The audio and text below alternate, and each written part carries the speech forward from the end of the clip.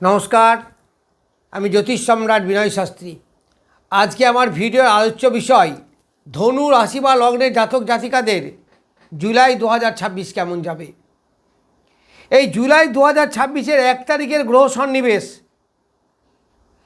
রাশি বা লগ্নে কোনো গ্রহ নেই, মানে 1 তারিখে চন্দ্র থাকবে, দ্বিতীয় কোনো গ্রহ নেই, তৃতীয় রাহু, চতুর্থে শনিদেব, পঞ্চমে কোনো গ্রহ নেই, ষষ্ঠে মঙ্গল, সপ্তমে রবি, অষ্টমে বুধ, শুক্র এবং দেবগুরু বৃহস্পতি, নবমে আছে কেতু এবং শুক্র, দশম একাদশ দ্বাদশে কোনো গ্রহ নেই। তাহলে এই গ্রহ সন্নিবেশ অনুসারে আপনাদের জুলাই মাস কেমন যাবে। প্রথমেই বলি, লগ্নপতি তুঙ্গস্থ। তা লগ্নপতি দেবগুরু বৃহস্পতি তুঙ্গস্থ হয় এবং এই লগ্নপতি চতুর্থপতিও বটে, ফলে একটা দারুণ রেজাল্ট কিন্তু আশা করা যায়। লগ্নপতি বলবান হওয়া মানে ছকটাই বলবান হয়ে যাওয়া। তাহলে অর্থনৈতিক কাঠামোর একটা পরিবর্তন হবে, সন্তানের একটা পরিবর্তন হবে, সন্তানের ডেভেলপমেন্ট হবে, অর্থনৈতিক কাঠামো ডেভেলপমেন্ট হবে। এছাড়া শরীর স্বাস্থ্য, মন মানসিকতা অনেকটা ভালো থাকবে, কারণ সে তুঙ্গ অবস্থায় আছে। এই দেবগুরু বৃহস্পতি চতুর্থপতি, তার চতুর্থপতিও তুঙ্গ, ফলে higher secondary level of their student বা তার নিচে ঘর সংসার এইগুলোর উন্নতি হবে। মাতৃদেবীর শরীর স্বাস্থ্য ভালো থাকবে, মনের শান্তি বিরাজ করবে। যারা ঘর বাড়ি ক্রয় করতে চাইছেন বা তৈরি করতে চাইছেন তাদের কিন্তু বেশ ভালো হবে। ক্রয় করতে পারবেন যদি আপনার ক্রয় করার মতো মানসিকতা এখন থাকে। দেখুন, মানসিকতা থাকে মানে চেষ্টা কিন্তু আপনাকে করতেই হবে। চেষ্টা না করে শুধু ভাগ্যের ওপর দোহাই দিলে কিন্তু হবে না। আবার দ্বিতীয়পতি এবং তৃতীয়পতি শনি চতুর্থে আছে, কিন্তু চতুর্থপতি যেহেতু বলবান, ফলে খুব একটা ডিস্টার্ব কিন্তু এই শনিদেব করতে পারবে না। আবার তৃতীয় বসে আছে রাহু উপচয় স্থানে। উপচয় স্থানে রাহু ভালো ফল দেয়, এটাই স্বাভাবিকভাবে আমরা বলি, কিন্তু সেখানে বাধা বিপত্তি, এনার্জি লস এইগুলো করে। আপনি দেখবেন যে কাজ করতে যাবেন সেখানে একটু বাধা, যোগাযোগে বাধা।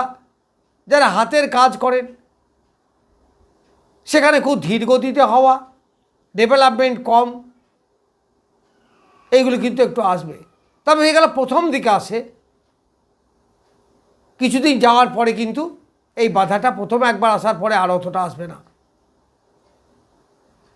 এই তৃতীয় থেকে আমাদের আয়ুর বিচারও করা হয়, ফলে আয়ু বৃদ্ধি, শরীরে গ্যাস অম্বল অ্যাসিডিটি এগুলো ছাড়া মোটামুটি শরীর স্বাস্থ্য ভালোই থাকবে। এইবার পঞ্চমপতি মঙ্গল ষষ্ঠে গেছে, ডিসিশন মেকিংয়ে প্রবলেম হতে পারে, পেটের সমস্যা একটু বাড়তে পারে, লিভার সংক্রান্ত পীড়া, রক্ত দূষিত পীড়ায় যারা ভুগছেন তারা কিন্তু সতর্ক হবেন। কিছু কিছু জায়গায় এনার্জি লসও করতে পারে, কারণ মঙ্গল তো এনার্জির কারক গ্রহ, রক্তের কারক গ্রহ, ষষ্ঠ স্থানে বসে আছে। তার মানে লোন টোন এই সমস্ত একটু সাবধান হবে। তবে পঞ্চমপতি ষষ্ঠে থাকলে কিছু কিছু জায়গায় সমস্যাও আসবে, ডিসিশন মেকিংয়ে প্রবলেম, সন্তানের হেলথের ব্যাপারে সতর্ক হবেন, প্রেম প্রীতির ব্যাপারে ব্রেকআপ হয়ে যেতে পারে, সেখানে রাগ জেদ ইগো প্রবলেম এই সমস্ত কারণে অশান্তির সৃষ্টি হতে পারে। এই ষষ্ঠে মঙ্গল দাম্পত্য জীবনে কিছু কিছু সমস্যার সৃষ্টি করবে। তবে যেহেতু সপ্তমপতি দশমে, কর্মের ডেভেলপ হবে, ব্যবসার ডেভেলপমেন্ট হবে, এই কর্ম ব্যবসার মাধ্যমে আয় উপার্জন আপনার অনেকাংশ বৃদ্ধি হবে। এই দশমে কেতু কিছু কিছু জায়গায় ডিস্টার্ব করলেও যেহেতু শুক্র বলবান, সেহেতু সেরকম বাধা বিপত্তি আসবে না। তবে কর্মের ব্যাপারে কিন্তু সাবধান থাকবেন, বিশেষ করে মাসের প্রথম আর্ধ পর্যন্ত। প্রথম আর্ধ মানে ধনু রাশি বা লগ্নের সপ্তমে রবি আছে, দ্বিতীয়ার্ধে গিয়ে অষ্টমে পড়ে যাবে, তখন কিন্তু বেশ সাবধান হবেন। কারণ ভাগ্যবতী অষ্টমে, ভাগ্যের সাপোর্ট সেই সময় খুব একটা পাবেন না এই রবির কারণে। মান সম্মান নিয়ে সমস্যা হতে পারে, ইগো প্রবলেমের কারণে অনেক কিছু নষ্ট হতে পারে। যথেষ্ট সতর্ক থাকবেন মোটামুটি জুলাইয়ের 15 তারিখের পরে। বাকি সপ্তমে মঙ্গল,